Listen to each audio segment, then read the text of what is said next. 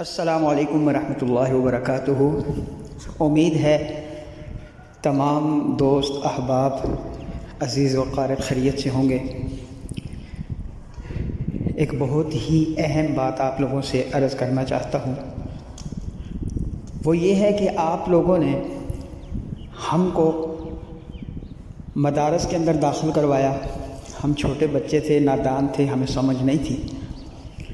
آپ لوگوں نے ہمیں مدارس میں داخل کرایا بڑی چاہت سے، بڑی خواہش سے، بڑی امید سے، اور نہ صرف مدرسوں میں داخل کرایا بلکہ ہماری سرپرستی کی، ہماری شفقت، ہمارے سروں پہ دست شفقت رکھے، اور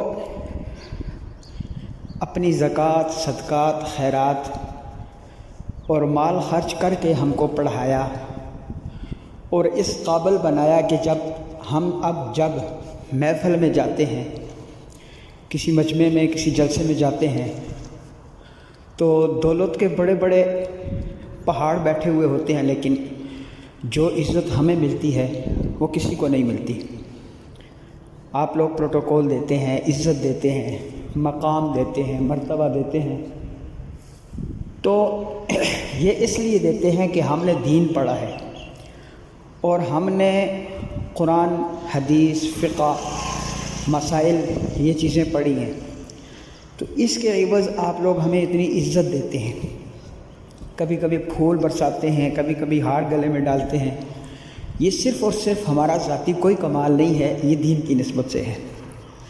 آپ لوگوں نے جو ہمیں پڑھایا ہے، اس کا مقصد کیا تھا؟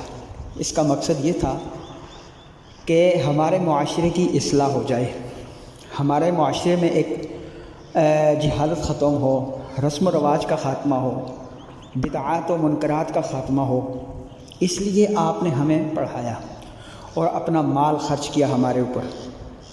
گھروں سے ہم دور ہوئے، ماں باپ سے دور ہوئے، بہن بھائیوں سے دور ہوئے۔ یہ ساری تکلیفیں جو ہم نے برداشت کی، کبھی ہم مدرسے میں بھوکے رہے، سردی گرمی نہیں دیکھی، بہت کچھ تکلیفیں برداشت کی، تو یہ صرف اس وجہ سے تھا کہ ہم معاشرے کی اصلاح کر سکیں۔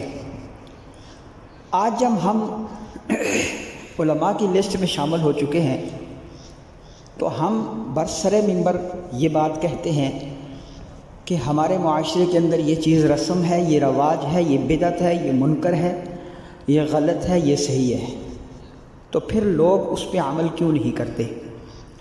اگر ہم عالم بن گئے ہیں تو کل قیامت کا دن ہوگا تو اللہ تعالی ہم سے پوچھیں گے کہ آپ کو ہم نے علم کی دولت دی تھی، آپ نے اس پہ عمل کتنا کیا ہے اور لوگوں کو کتنا بتایا ہے؟ اگر تو ہم نے نہ بتایا تو ہم قصوروار ٹھہریں گے، اور ہماری وہ سزا ہوگی کہ جو ہم سوچ بھی نہیں سکتے۔ زانی، شرابی، ڈاکو، چور اور ان بڑے بڑے مگرمچھوں سے زیادہ ہماری سزا ہوگی۔ لیکن اگر ہم نے بتایا اور پھر بتانے کے باوجود آپ لوگوں نے عمل نہ کیا تو پھر سوچیں آپ کی سزا کتنی ہوگی۔ اس لیے آپ کی ذمہ داری تھی ہمیں پڑھانا اور عالم بنانا۔